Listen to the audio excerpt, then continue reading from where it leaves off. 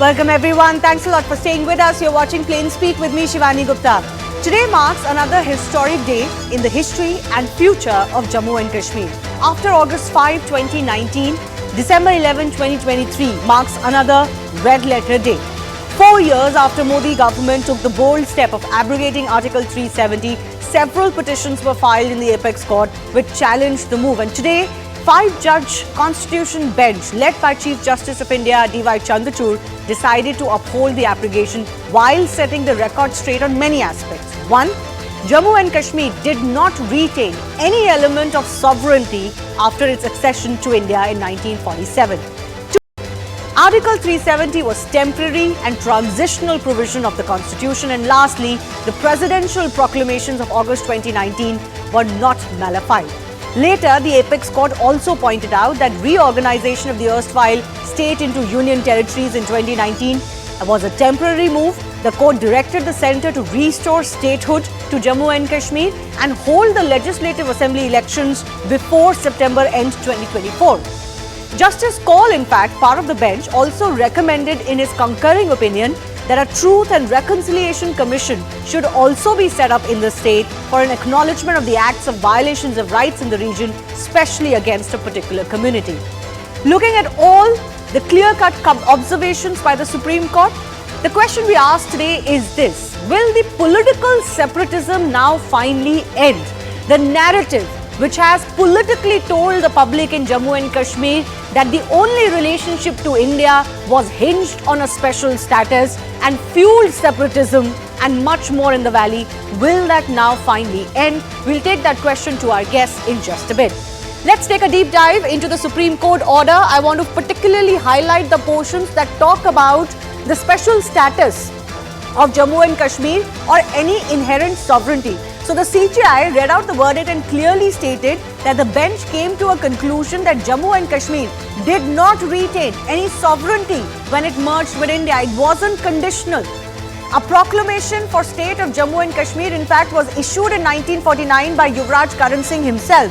The declaration of proclamation stated that the Constitution of India would supersede all other provisions. It was always meant to be like this. The fact that it wasn't doesn't take away this hard legal reality. Hence, the instrument of accession ceased to be legal after the issuance of this proclamation is what the court has gone on to say, hopefully settling this debate once and for all. The court also claimed that the proclamation reflected full and final surrender of Jammu and Kashmir's sovereignty, and hence there was a clear absence of even a reference to sovereignty in Jammu and Kashmir's own constitution, mind you. Jammu and Kashmir is an integral part of India and it is evident in Article 1 and 370 clearly. Even Section 3 of the Jammu and Kashmir Constitution says that it is an integral part of India. So any conditions, preconditions that were posed, that we were told were part of the relationship between Jammu and Kashmir and its people and India and its people were actually not upheld by the Supreme Court at all. That is a political narrative. On ground, large legal facts say something very different. Very key also are the portions of the order where the bench upheld the President's order, which declared Article 370 null and void. Remember, it is the manner in which the decision was communicated or brought to effect is what was primarily challenged in court. So this is what the court has said on the President's order being valid. 1. That the bench has held that Article 370 is a temporary provision. That Article 370 was introduced for transitional purpose. The court added that the interim arrangement was until Constituent Assembly was formed, and that was because of warlike conditions in the state. It also goes on to say the recommendation of the Constituent Assembly is not binding, did not bind the President as was the challenge from making this proclamation. When the Constituent Assembly ceased to exist, those special circumstances also ceased to exist. It goes on to say, very importantly, the President did not need to seek the concurrence of the state government, or in the words that were written in the documents, Constituent Assembly, or even if it is Legislative Assembly. It also goes on to say the President's exercise of power under Article 373 was not nullified. It added that the exercise of power is nullified only if it was exercised with an intent to deceive, which is not the case in this order. Interestingly, the court struck down that portion of the Constitutional Order 272 issued by the President on August 5, in which the President had amended Article 367. Article 367 contains certain general rules regarding the interpretation of the Constitution. By way of that Order 272, Article 367 had been amended and a new clause had been inserted by which reference to Constituent Assembly in Article 373(3) was replaced by Legislative Assembly. So that does not stand after today's judgment. The court has not looked kindly on that, on a circuitous manner in which this amendment was brought in. But regardless of that, the court has gone on to say that the President very much has the power to make this proclamation. The only question remaining now is this: will the political narrative that fuels separatism, the political separatism in the valley, now end?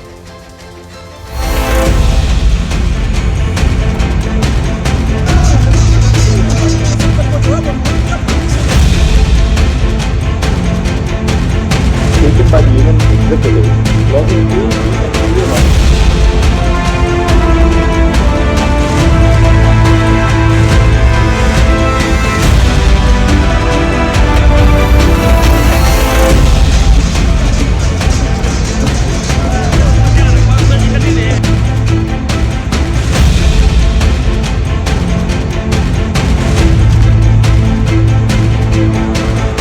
हमारे देश के माननीय प्रधानमंत्री जी ने कहा था, एक भारत श्रेष्ठ भारत, आज उस संकल्प को भी माननीय सुप्रीम कोर्ट ऑफ इंडिया ने प्रमाणित कर दिया है।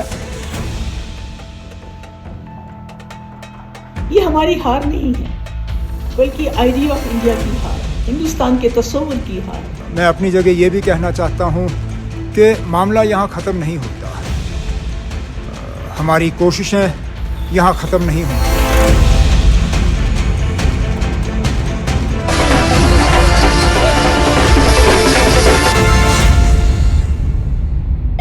Hello, Moto.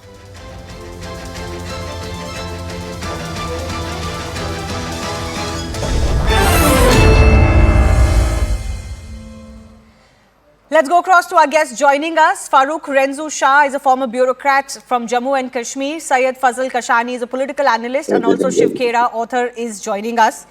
Let me go across to Farooq Renzu Shah first up. The order from the Supreme Court is very, very clear. On all counts, it has held that the Government of India and the Parliament and the President are well within their rights to abrogate Article 370. We have to look forward. So I want to begin by asking you, will the political parties in Jammu and Kashmir accept this verdict? Because they seem like they don't want to, even today.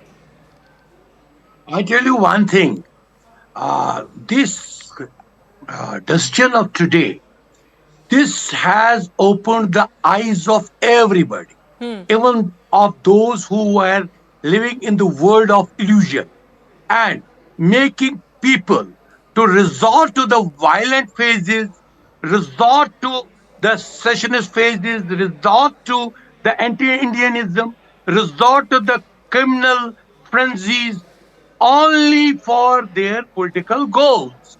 Their political goal has been actually, it was hiding 1947's Himalayan mistake, Himalayan blunder committed by the Pandit Jawaharlal Nehru, as well as he was the Maharaja's employee at the time.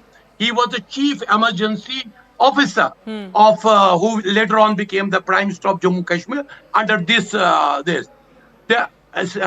dividing Kashmir into two, rather giving the most tragical and most fragmented, and which was a river to sea, our which has annexed with India under the everybody accepts the accession. If everybody accepts the accession, why Gilgit and Baltistan was left over? Now, today's this thing will now has exposed 3-4 factors very clear. Like even judiciary of Jammu Kashmir had once issued the order, the government judicial order was their judgment that Jammu Kashmir is the sovereign city. Today, Supreme Court has opened this. No, it was a fake. It was false. It was nonsense. You have merged, and merger was not on any conditions. Absolutely. of the Jammu and Kashmir. No, absolutely. So The these merger was myths not on any have been conditions. exposed. If at all, the conditions came later. And those conditions also were brought in. Now, you could argue whether this was right or wrong, but those conditions were also brought in, as the court said, for further integration of Jammu and Kashmir, not its complete, the denial of integration into the rest of India. Farooq, let me also go across. Siddharth Yadav of the BJP is also joining us now, but let me also go across to Syed Fazil Kashani. Is it time for the likes of the Abdullahs and Muftis to finally accept that this Article 370 bogey is dead? This is like flogging a dead horse if they continue to do so after the Supreme Court's judgment as well. The political parties of Jammu and Kashmir, for example, National Conference and PDP, they don't have any other option than to accept the verdict of Supreme Court. But the fact remains that this judgment has disappointed the people of Kashmir. It has disappointed the aspirations of Kashmir because the way it was abrogated by keeping the entire state under curfew, not taking the people of Kashmir or Jammu into consideration or into confidence while taking this decision remains a question. I mean, we must have seen a lot of things happening after abrogation of Article 370. Talk about the sentiments of the people. I mean, they are not happy with the decision from the Supreme Court. Okay. Because that was Can I just touch upon this? Let me just break this down a little bit, Mr. Kashani, because you say the sentiments of the public are hurt. Now, sentiments is not what this case was fought on. I'll keep that separately because sentiments run parallel to legal process. Legal processes are not, they cannot put a lid on sentiments. I accept that and I, grant that submission. But the challenge that was made to this order was that it was not done correctly, in the sense that the Constituent Assembly's recommendation was not there, and therefore the President couldn't take that call. Now, you have to accept at least this much, that as far as legalities go, there is no challenge to this. No, the government of India must have, they may have, won the case in Supreme Court and on legal terms, the way the procedure that they followed. But if you talk about the situation they created in 2019 when the article was abrogated, I mean, it does not justify that. I mean, you have... I'll tell you what, there are ways to look at it, Mr. Kashani, because given the history of terrorism, given the history of separatism, and given the history of on-ground, on-ground danger to lives, I think one could also argue the government was justified in doing what it did. No, I mean, that is what I am saying. I mean, the government of India kept the entire state under curfew for months. I mean, people who were outside Jammu and Kashmir, they were not able to connect with their families. We have seen that time. I know, but we're not discussing just that. I understand the point you're making, but we're not discussing, the curfew or what the conditions were. I'm purely discussing the judgment and whether that judgment and all the falsehoods, for example, that have been spread in the minds of Kashmiris for 70 years, that will have to end somewhere or the other. Someone will have to get up and say that, okay, maybe what we thought was not correct. That's all I'm asking.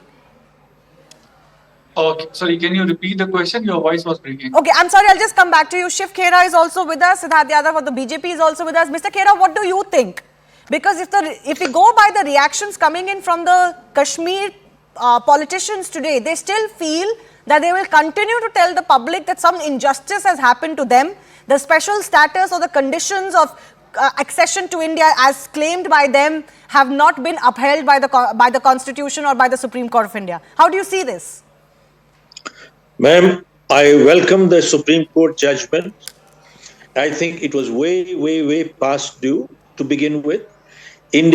Kashmir is an integral part, was integral part, and what the Supreme Court has given the judgment is excellent.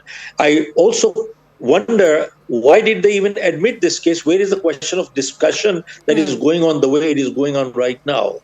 And the people who are disagreeing with this judgment, they are the ones who are filling their pockets, totally selfish. They were making money right, left, and center. They became billionaires at the cost of the state and the country. And to them, it will never be accepted. In my opinion, it is treachery with the nation. People who don't agree with that, it is a big human rights issue. It is an integral issue for the nation. And I feel people who are traitors to the country, they will never agree with these judgments. They will always want India to be weak, broken all the time. And hence, these people, I don't want to be any more further, but they should really not be Indians anymore. Their passport should be taken away. Mr. Yadav, the fundamental question today is that there is a certain type of political narrative and politics that has been played in Jammu and Kashmir for 70 years that allowed many falsehoods to be embedded in the minds of the public. That told them that, listen, we have a conditional relationship to India. And if that conditions are not met, then as one politician very famously said, "Khoon ki nadiyan beh jayengi." This is the problem. But will that narrative today end or not? Very right, Shivani, and I think it was told both sides. It was also told to the rest part of the country that this is one problem which can never be solved. We were always conditioned in a way that this is something which will continue for eternity. This has been since we were born, and this is going to be till we are going to die. And that is what has changed. And I think that is the biggest takeaway from what happened in 2019, and what has been now upheld by the Supreme Court. I think what the Supreme Court has upheld today is welcoming. We should all welcome that. And not only just because the constitutional validity has been upheld, because I think it also serves as a ray of hope for all Indians, including people in Jammu and Kashmir. Because after the abrogation of Article 370, the narrative was not dying. The narrative was still there. The people still wanting that the problem should persist were trying to tell the people everywhere that this is not the solution. But will this die now? Shivani, but will it this die is now? the solution. This has ended. It has ended. It will end. It has already ended. Let me tell you, it has already ended. There were more than 1900 cases of stone pelting in 2018. There are 0 today. There were 52 organized shutdowns of Jammu and Kashmir in 2018. 0 today. What has on ground, most of it has ended. Now, a certain section of the political section of our country, if they want to continue with the problem that they created themselves, this was a self-created problem of one regime of our country. If they want to continue with that, and if they feel that this narrative is going to stay, I think the people of the country are already responding to that. Okay, have the people of Jammu and Kashmir responded adequately enough? Narendra Modi. No, have the people of Jammu and Kashmir responded adequately enough for these politicians to change their politics? Farooq Renzusha, I ask you that question again. What will you tell parties like the National Conference and the PDP today, who are hell-bent in ensuring that they continue this narrative that somehow some injustice has been done to the people of Jammu and Kashmir? What will you tell them? Is this a fruitful politics for them to play on, or will the public reject this politics? I think rather than you and me telling them, or people of Kashmir telling them, or people of Jammu or people of Ladakh telling them, it should be now election commission to get an affidavit from those parties that they accept and abide the Supreme Court decision, and they will not befool like 70 years again people of Kashmir in the name of 370, or some leader has today said it is like a Babri Masjid. What has been done to 370, what has been done to Babri Masjid. So it is a criminal type of frenzy.